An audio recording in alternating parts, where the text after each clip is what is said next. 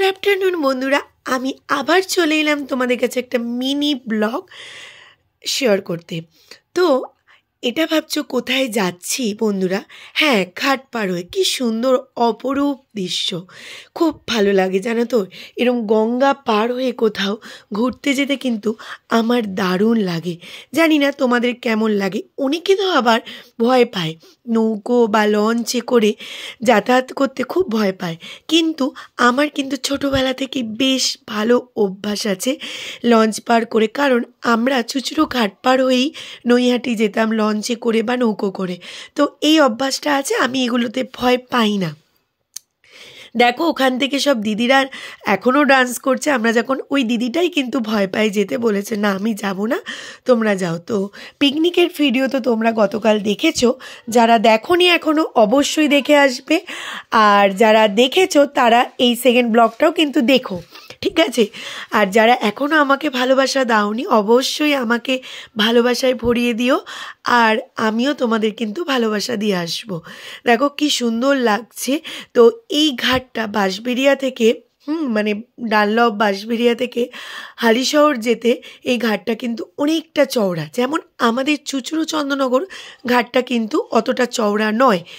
এই ঘাটের মাঝেই কিন্তু একটা বড় দ্বীপ টাইপের আছে, মানে গঙ্গাটা অনেকটা ছোট হয়ে গেছে, দ্বীপ টাইপের মতো আছে।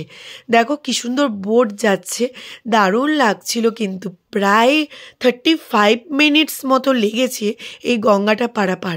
35 মিনিটস বা ওরকমই, কিছুটা কম বেশি হবে হয়তো। আমি অতটা টাইমটা দেখিনি। বেশ ভালোই মজা লাগছিল, সবাই মিলে যাচ্ছিলাম।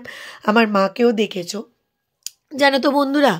ফেসবুকে কিছু কিছু মানুষ আছে, অনেকে অনেক কিছু বলেছে, আমি আজকে বলতে বাধ্য হলাম। কারণ অনেকেই আমার নাম দিয়েছিল, অনেকেই না, বিশেষ একজন মানুষ তো নাম দিয়েছিল। তো ফেসবুকে আমি অনেক মানুষের থেকে ভালোবাসা পেয়েছি, পাচ্ছি, পাবো। তার জন্য ফেসবুককে অনেক অনেক ভালোবাসা, লাভ ইউ ফেসবুক।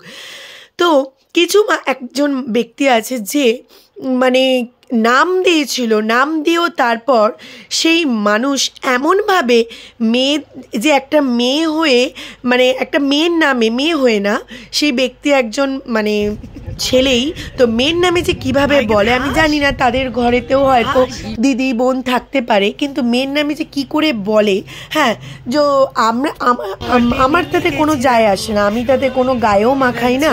আমি মনে করি রাস্তা দিয়ে তো হাতিরাও গেলে পেছনে কিন্তু ভৌ ভৌ করতে করতে যায়, তাই না? তো আমি তাতে কোনো যায় আসে না।